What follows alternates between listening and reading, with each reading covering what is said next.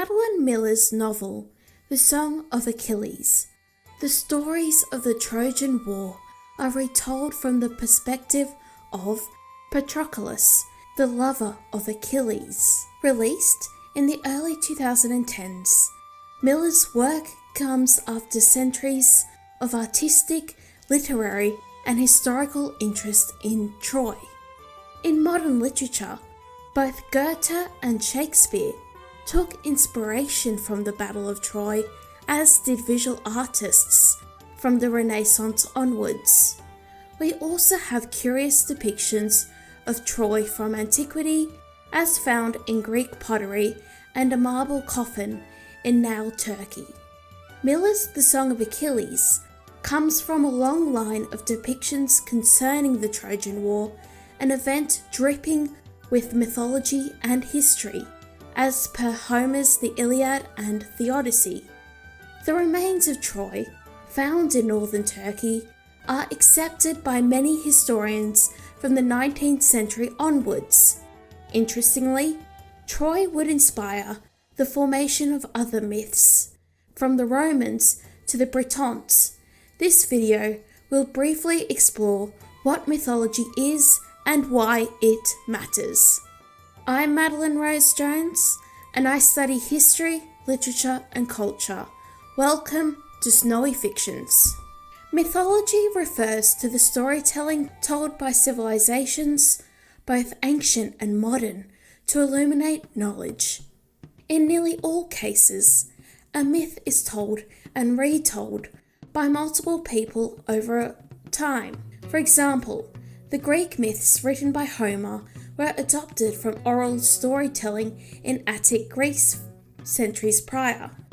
The same applies for Norse literature, which have authors writing after the conversion of Scandinavia to Christianity.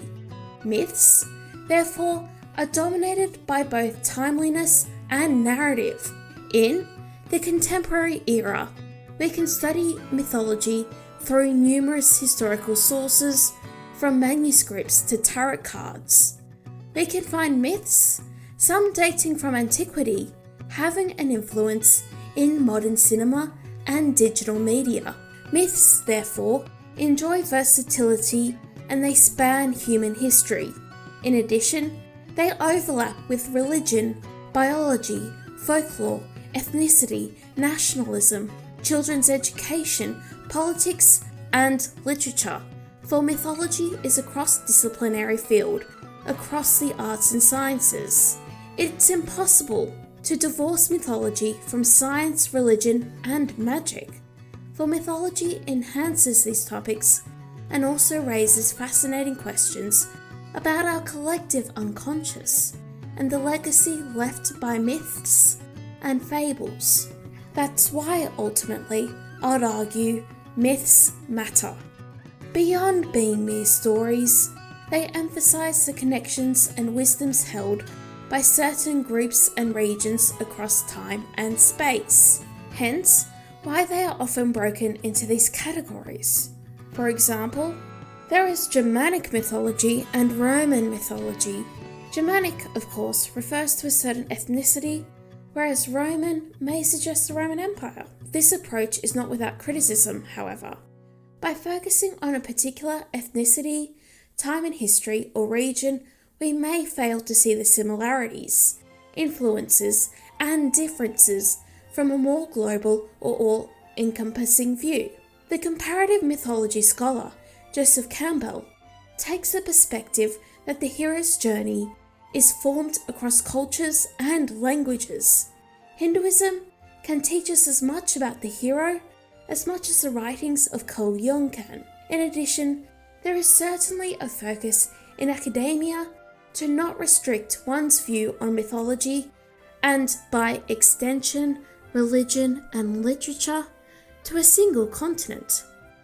The nationalism, which I discussed in my video about Germanic populism and mythology, is rejected by many in academia and is perhaps even seen as harmful.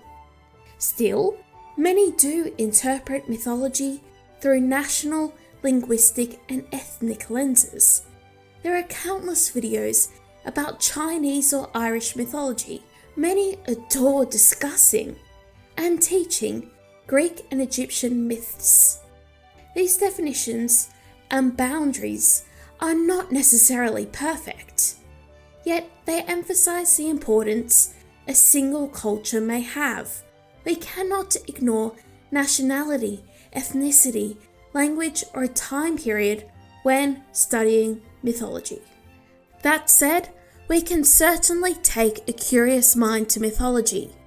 Beyond studying the myths themselves, we can also consider the legacy they have left in politics, contemporary literature, nationalism, and other art forms. Take Richard Wagner's opera Tannhauser, which blends Norse and Germanic mythology with Christianity and 19th century psychology. Mythology is like flour in a cake mix. It's not the only ingredient, of course, but it's necessary for other forms of storytelling to rise and take shape. I couldn't cover all mythological topics in this short video, yet I hope to have illuminated an aspect of mythology you may have not have heard of previously. We ought to appreciate mythology, but also understand it, and try to see the influences present in our own favourite stories. What kind of mythology do you like? Are there any fantastical creatures which fascinate you, such as dragons or unicorns? Comment below. I'd love to start a discussion, and if you'd like, subscribe for weekly videos about history, literature, and culture. I also have a mailing list, linked below, and many classes on creative writing hosted on Skillshare. Regardless, thanks for watching, and I'll see you soon.